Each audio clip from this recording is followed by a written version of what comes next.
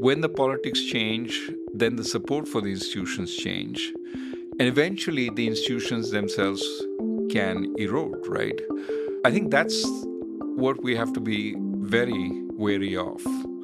The US today has a debt to GDP over 100%. The Trump administration has gutted central government, lashed out at the Federal Reserve, and is attempting to dismantle the International Trading Order. Can America's institutions survive? Welcome to the Chicago Booth Review podcast, where we bring you groundbreaking academic research in a clear and straightforward way. I'm Hal Weitzman, and today I'm talking with Chicago Booth's Raghuram Rajan about the role of institutions in political economy. Are we seeing a reversal of fortunes in which the US is looking more and more like a caricature of a poor country with poorly regarded institutions, growing inequality, and a looming sovereign debt crisis?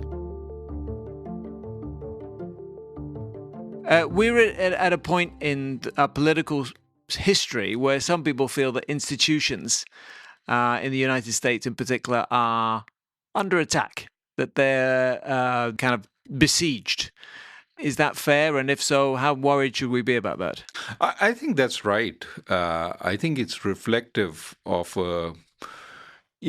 a political movement which feels these institutions are dominated by the other side.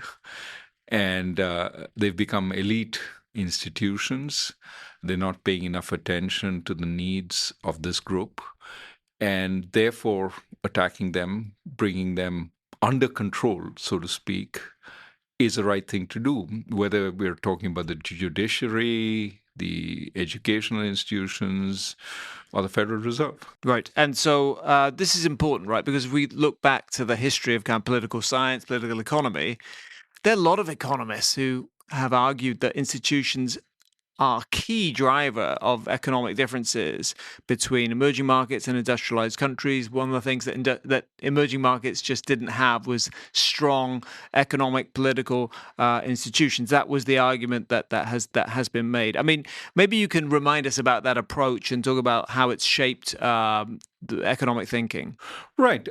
If you look at the countries that have done well economically, developed countries, they tend to have strong institutions, or tended to have, maybe a past tense is useful to use here. For example, when it came to budgets, you had budgetary rules. Budgets had to be balanced over the cycle. Often there was a authority outside who would evaluate the quality of the budgets, and the parties would respect that. So this was budgetary negotiations were done in an attempt to get consensus saying we need to keep budgets under control. Similarly, central banks were independent, were given the authority to determine interest rates and a mandate to keep inflation low. But that's just some examples. Of course, there are political institutions which maintain free and fair elections, a free press, etc. A variety of institutions. And the feeling was, to be developed, you got to create the institutions. Some of our colleagues, Jim Robinson, along with Daron Acemoglu and Simon Johnson, won the Nobel Prize for showing in a plausible way that institutions matter. Of course, the sense that institutions mattered, there's a whole literature around it, but they had a nice way of showing it by using the way colonies were actually colonized. Did settlers go over there, or did they sort of maintain sort of a more extractive structure with very few settlers there? Bottom line, however, is there's a feeling these were straitjackets that essentially allowed you to flourish. Within the straitjacket, it sort of pointed you towards development. I think if I were to talk about institutions, I'd say they're more, not so much straitjackets, but they're sort of tight garments which keep your body broadly looking reasonable, but you can escape their confines. And the politics of the moment matter very much as to whether institutions work or they don't. And what I have in mind is there was a period when the World Bank and the IMF, convinced that institutions mattered, essentially told a bunch of developing countries and emerging markets, hey, this is the way to development, adopt these institutions. It turns out they weren't really ready, and I'll talk about what ready means in just a second. The institutions didn't really matter. You could run roughshod over them. A classic example, Liberia has the US Constitution, but Liberia, succumbed to a variety of civil wars, etc. Didn't develop the way the US did, even though it had one very important institution which looked the same. You can't transplant institutions without figuring out what else is part of the ecosystem that makes the institution work. And it may well be that the ecosystem creates the institution rather than the institution creates the ecosystem. It's better to think of them as being symbiotic. So, for example, when you have extreme inequality in a country, reaching budgetary consensus is difficult. The guys who are, constituents of the poor basically say, we need more. These guys aren't eating. And I really find it unconscionable you giving away tax breaks to the very rich. And the very rich know that there are a lot of hungry people in the country, and once they give way, it's going to be a free for all, and they could get dispossessed very quickly. So budgetary processes are confrontational, and those institutions which sort of say balanced budget over the cycle, they eroded very quickly. You can find all sorts of ways to get around them, much as the US Congress is doing today in trying to redefine what it means, for example, for reconciliation to go through. It's basically the consensus.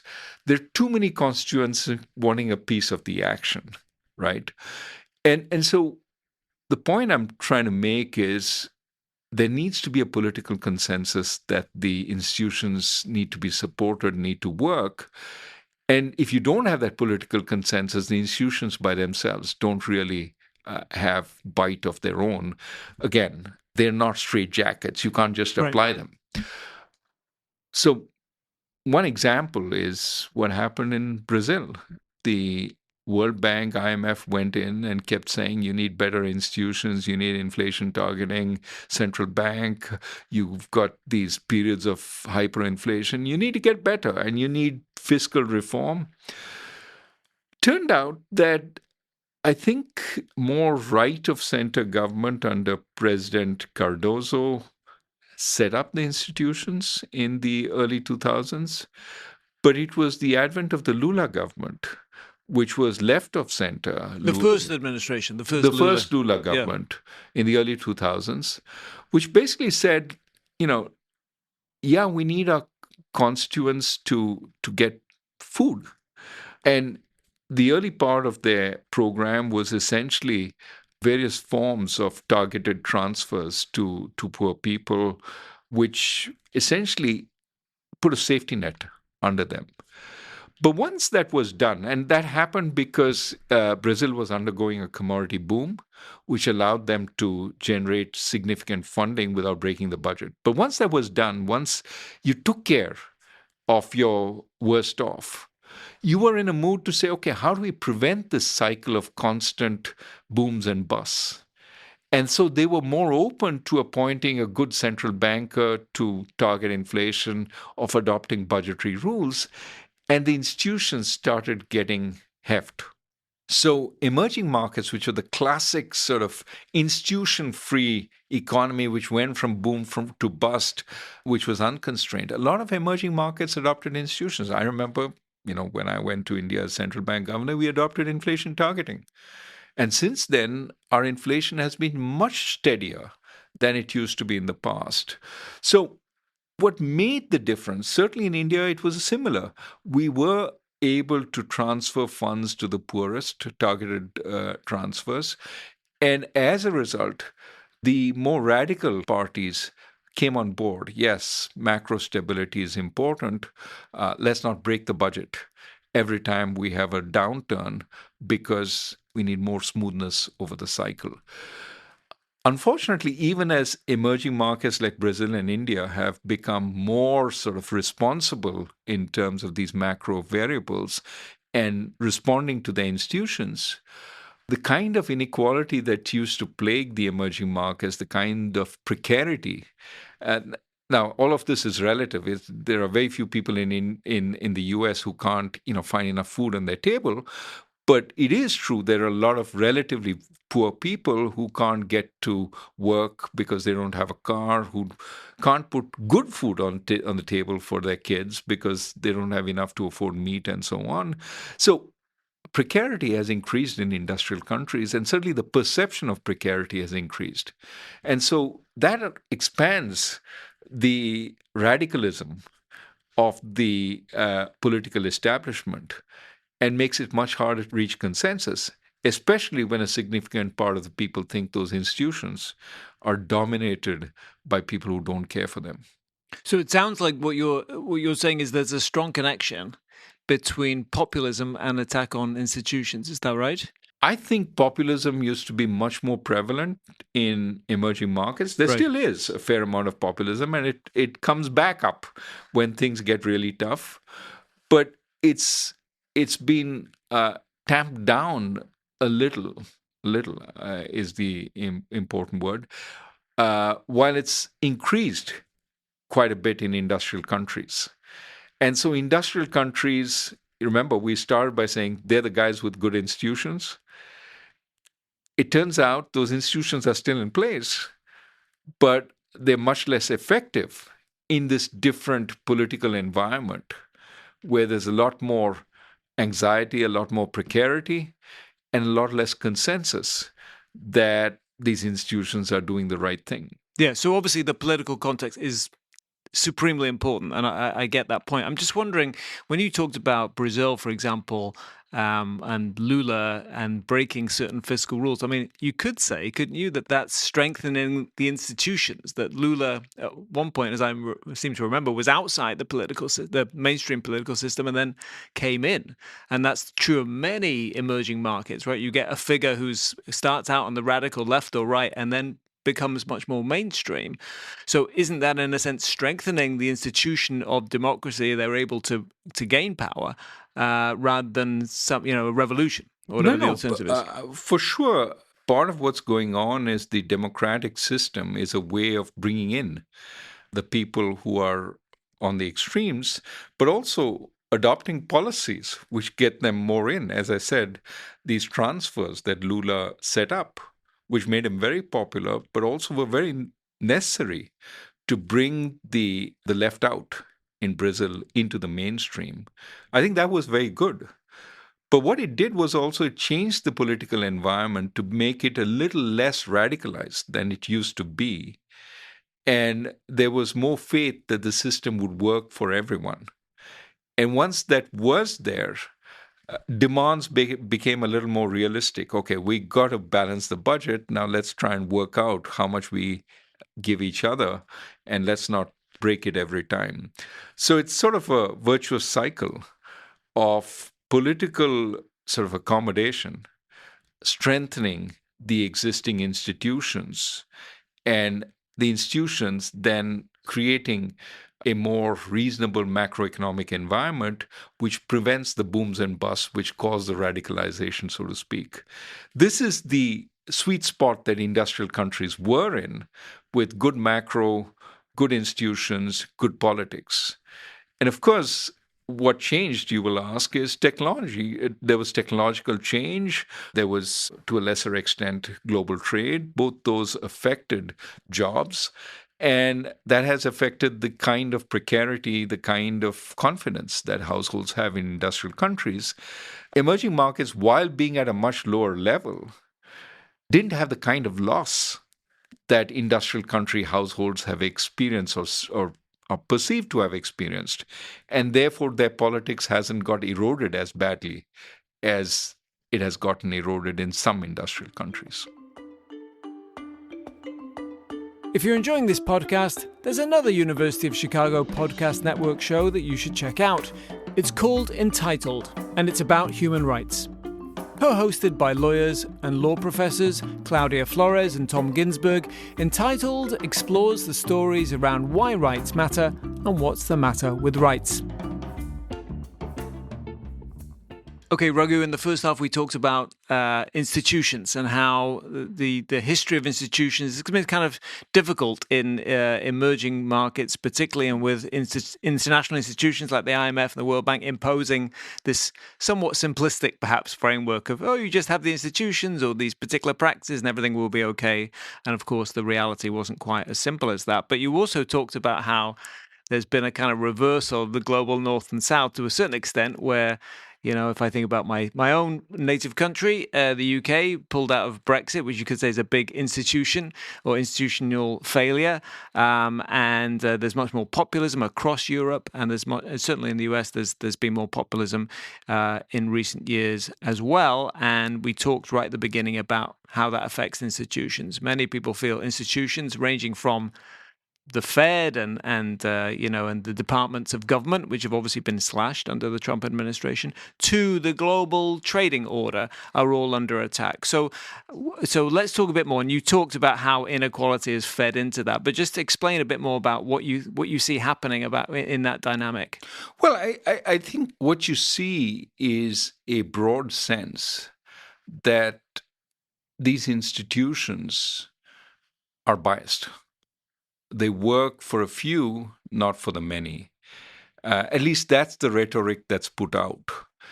And how the Fed is unnecessarily holding rates up, who benefits from higher rates, and why don't they cut rates and make us all happy? Of course, if the Fed had to explain its position, it would say, look, really, if we cut rates now, there's a possibility of higher inflation, and you guys hate higher inflation because it hurts the relatively worse off the most. And so you should be, it's not an ideal situation where we have to hold rates up, but it's better than us cutting rates and sort of setting off a whole lot of inflation. But that's requires people to believe that the Fed, has their interests in mind. And it can be quickly eroded if you tell somebody, oh, no, what the Fed has in mind is it wants to give all those fat cats having large deposits in banks higher interest rates, and it's coming off your car loans and so on. I mean, once you lose trust that they have your best interests at heart, then any kind of policy can be chastised as something that is biased and is for a few.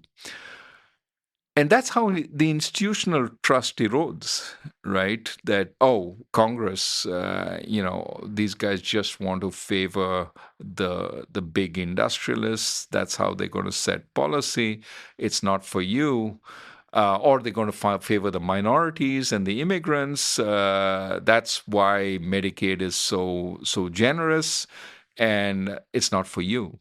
So once trust is eroded, then basically everybody's fighting for their corner.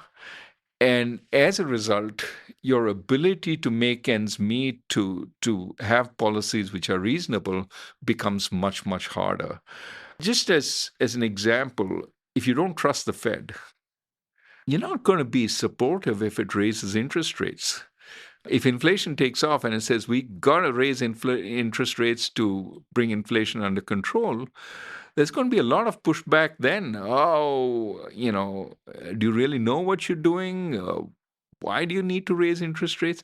The kind of actions that Paul Volcker took in the early 1980s to kill inflation. He took interest rates up to 16, 17, 18%.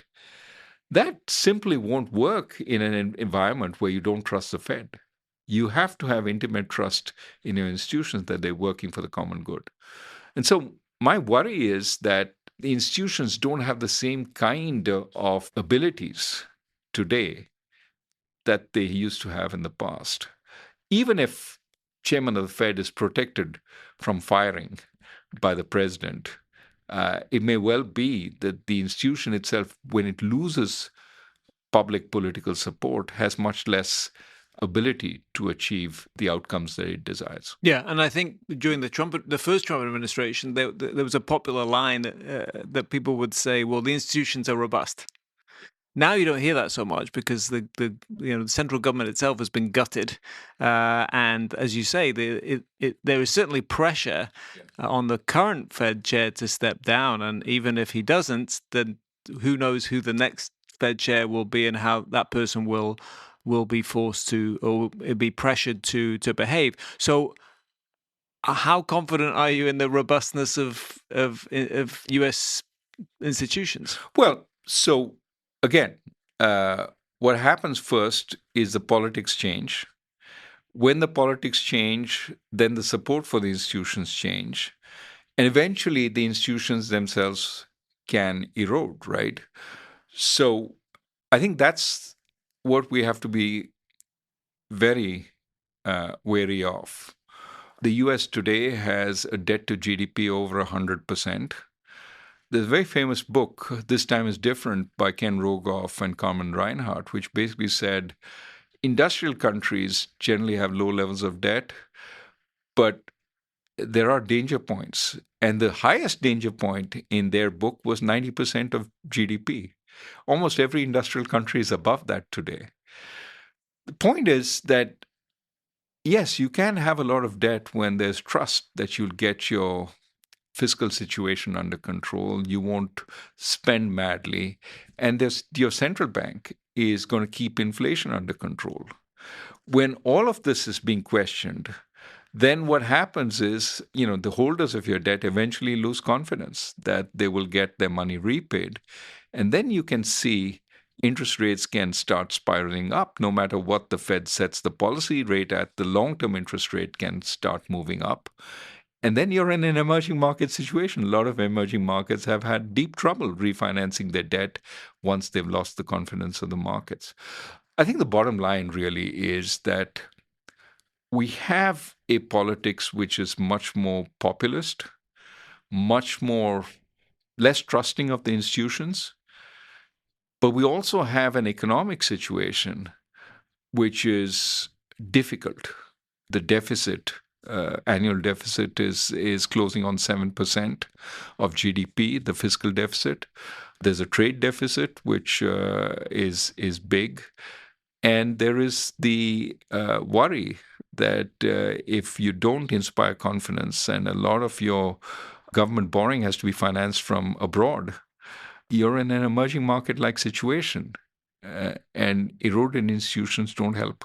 Right, which makes me think that the ultimate institution is the market, which could you might think, as it did in the UK with the trust government, it might bring discipline. The question I would have is, even if we were to have a sovereign debt crisis in the developed world, would that kind of strengthen institutions, or would it just lead to more populism of a different kind? That's a very good question. It's unclear, right? In a world where, sensible heads prevail, and that was the old world, right? The elite policymakers would get together and say, look, we need to restore macro stability, and here are the ways we do it. We have a fiscal commission which says, here are the ways we need to bring everything under control. And it happens. But you could well imagine, and this is what happened in a bunch of emerging markets, crisis leads to worse outcomes where, you have a left of center radical Marxist who's sort of running for government, and you have a right of center radical, something else, populist who's running for government, and all hell breaks loose. Both are possible. And I don't know that we should be confident that one will happen versus the other. Well, so you mean the sort of technocratic solution versus the populist solution? Yeah, I'm not. Everybody thinks the technocratic solution will help. Will come about, and we've seen it in the crises in 2012 when we had a debt crisis in Europe. The technocratic solution was what came about, and now you see Greece is flourishing again. Right. There was a time when there was fears about the future of the euro area. Draghi, the ultimate technocrat, came out Mario and Draghi, said, sure. trust me, we will preserve the euro. And he did. But today, you've undermined the public view of the chairman of the Fed. I mean, can the chairman of the Fed say, trust me, we will take care of the financing of the United States? Not so clear. And this is all making me think of the book you wrote a few years ago, The Third Pillar, which was all about communities that have been left behind, inequality, and how you really had to address the social and political, economic problems before you, and the inequality you talked about before you could, or as in the same time as addressing these other issues. Have you seen any progress since you wrote that book in I that think there's a area? lot more talk. I've talked to a lot of people who see that, the point of the book was, in developed countries, there were large pockets which looked really like poor countries, developing countries, communities that had been left behind. And let's start with these at the extreme. Of course, there are many, many more disgruntled people, but let's start by saying, it is a travesty that you should have these pockets of underdevelopment in a developed country. Can we revive these by tying up these places to places that are more successful? And that should be easier done in a developed country. And you know that the UK was talking much more about this in recent years. Of course, the problem is no one strategy has really been carried out. This leveling up idea of the conservatives, taking places that had fallen behind and bringing them up, I think with a succession of governments that's been let go once again. It's difficult. It's not easy. It's not as simple as let's fix the institutions. The institutions are already there, but it's sort of fixing the economic sort of connections between that community, but also giving it more of an ability to hold its own when those economic connections are filled. It's not just bringing the national market to those communities. It's also giving people in those communities an ability to compete in the national market. And you need to do both at the same time. But I think this really, to my mind, is why we're seeing the kind of divisiveness in industrial countries. If you think about the issues that are most divisive, things like immigration. Why? Because certain communities bear much more of a brunt of the immigrants than certain other people. And so it's very easy to point a finger at those guys and say, oh, they benefit from having gardeners, but we actually have to compete with these people who are coming in, and to our detriment. So there's a lot of angst, I think, which could be tackled if you could reduce the kinds of inequalities we're seeing happening. But that's a whole agenda in itself. Okay, Raghuram Rajan, this has been a little bit of a depressing ending, but we appreciate you coming on and talking about the importance of institutions and perhaps how we can get them back and strengthen them a bit more. Thanks so much for coming back on the Chicago Booth Review podcast. Thanks for having me. That's it for this episode of the Chicago Booth Review podcast, part of the University of Chicago Podcast Network. For more research, analysis, and insights, visit our website at chicagobooth.edu/review. When you're there, sign up for our weekly newsletter so you never miss the latest in business-focused academic research. This episode was produced by Josh Stunkel. If you enjoyed it, please subscribe and please do leave us a 5-star review. Until next time, I'm Hal Weitzman. Thanks for listening.